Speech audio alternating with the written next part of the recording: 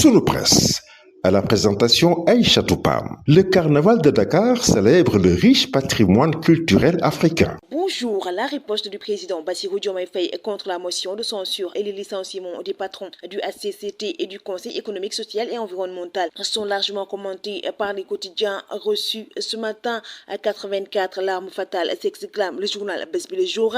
Le président recourt à l'article 84 de la Constitution pour éteindre la motion de censure. Son ordre du jour est prioritaire devant celui des députés. La riposte fatale de Bassirou Diomaye Faye, lit-on en première page du journal Réumi Quotidien. Le président court-circuite les députés de Benno Bokk Yakaar en convocation d'une nouvelle session extraordinaire jeudi. La déclaration de politique générale de Sonko, l'autre surprise du chef. Jeu de ruse, titre le journal Walf Quotidien. Diomaye sauve Sonko de la motion de censure. L'enseignant chercheur en droit public revient sur les deux possibilités qui s'offrent à Benno Bokk Yakaar.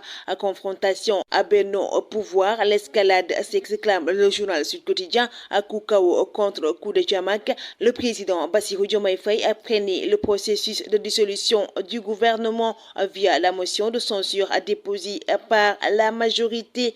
Jeu au sommet de l'État, lit-on en première page du journal L'Observateur. La surprise du président pour sauver son premier ministre. Le limogeage des présidents du Conseil économique, social et environnemental et du Haut Conseil des collectivités territoriales. Une solution et encore des problèmes. À l'Assemblée a encore des cartes à jouer. Le journal Tribune parle de crise artificielle qui fait oublier les urgences.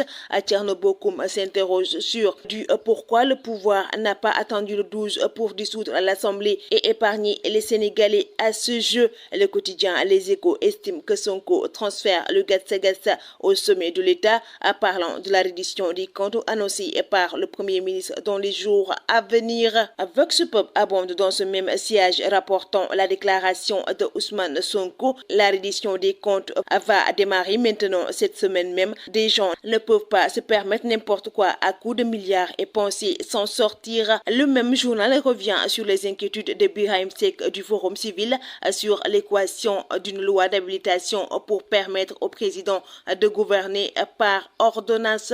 Le quotidien national Le Soleil s'intéresse à l'industrialisation et à l'agriculture. La Chine s'engage pour le Sénégal. Les présidents Xi Jinping et Bassirou Diomaye Faye ont signé 10 accords. Le journal Libération revient sur l'affaire Prodac et le rapport de l'IGF transmis à la DIC à lire dans ce quotidien. Le journal Record revient sur la déclaration du sélectionneur du Burkina Faso. Nous ne craignons pas le Sénégal. Les étalons sont à Dakar depuis hier. Le même journal revient sur la publication de la liste des 30 nominés au Ballon d'Or. Jude Bellingham, Haaland, Mbappé et Vinicius dans la liste.